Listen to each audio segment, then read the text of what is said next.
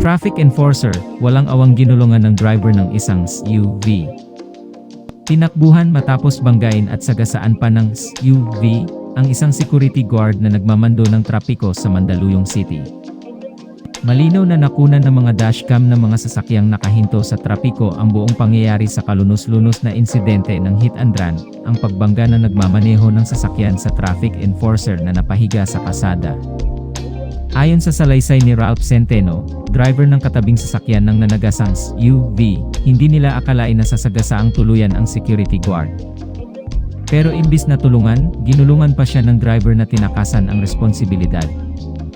Ang vlogger at the host na si James Dickin ang isa sa libo-libong Pilipino na kumondena sa ginawa ng driver ng RAV4 sa kawa-awang traffic enforcer.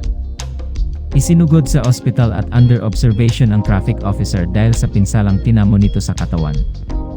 Pure evil ang pagsasalarawan ni Dickin sa hit and run incident na naganap sa kanto ng Mega Mall at Francis Square Mall.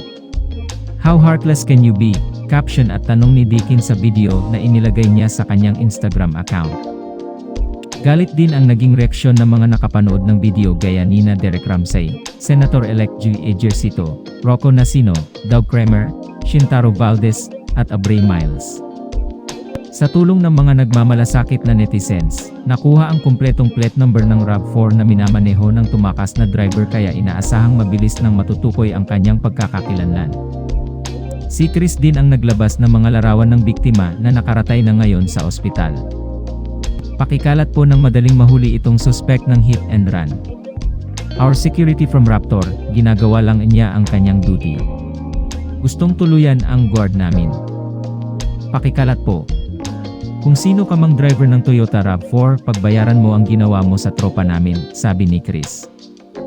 Nagpasalamat si Chris sa netizens na nagbigay sa kanila ng mga kopya ng video ng nakagagalit at nakapanlulumong krimen. Sa ngayon patuloy nang hinahanap ng mga otoridad ang naturang driver at matanggalan ito ng lisensya at di na muling makakapagmaneho pa. Kung nagustuhan mo ang video na to, huwag kalimutan mag-like at mag-subscribe para lagi kang updated sa mga bagong videos ko. Salamat!